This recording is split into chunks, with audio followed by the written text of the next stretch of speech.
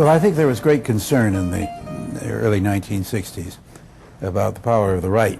I mean, groups like the Minutemen and the John Birch Society were obviously fringe groups. But Barry Goldwater, for example, wrote a book in 1963 called Why Not Victory, in which he really argued for the release of American power to destroy the Soviet Union. And there was a lot of reaction, of unthinking, rather mindless reaction. Why don't we drop the bomb and all that kind of thing? And this struck a chord through the country, particularly in the Southwest, particularly in Texas. The military was infected to a degree of this. General Walker was an extreme case, but there was more of it. Kennedy encouraged the making of the film 7 Days in May, and he encouraged John Frankenheimer to make a very effective movie of it.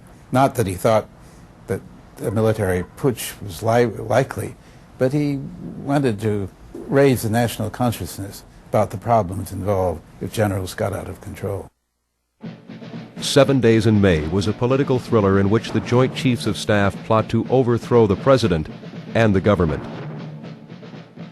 We got a message from P.S. Salinger that the president was most anxious to see this movie made, and that the president would do everything he could to make our life easy.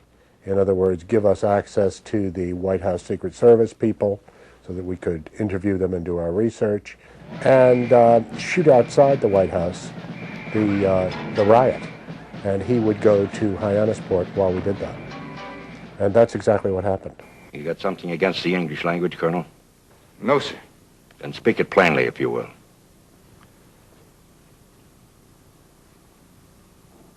I'm suggesting, Mr. President, there's a military plot to take over the government.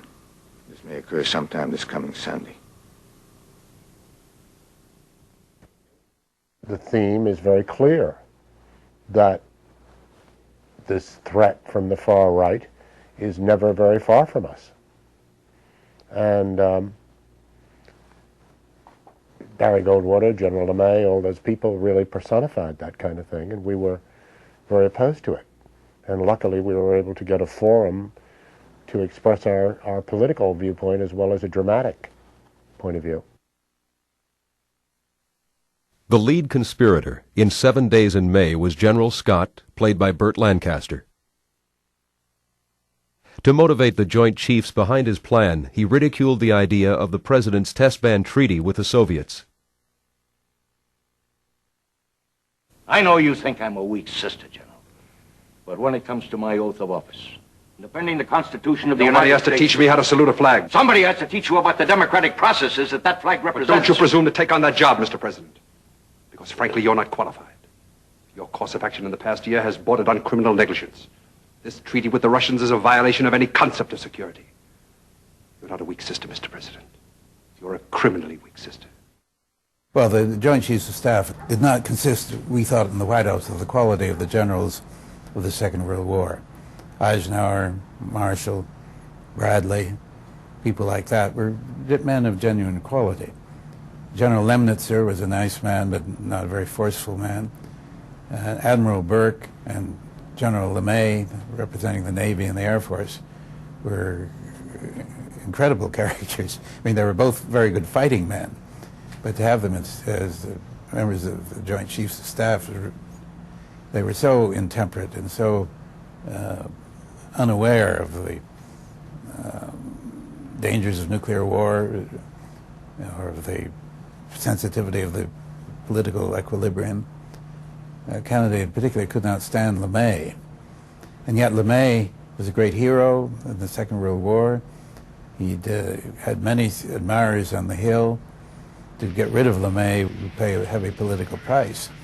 So Kennedy would have to endure LeMay. After Lemnitzer retired, he made Maxwell Taylor, who was a much more thoughtful general, chairman of the Joint Chiefs of Staff. And between McNamara and Max Taylor, even LeMay and Burke were kept relatively under control.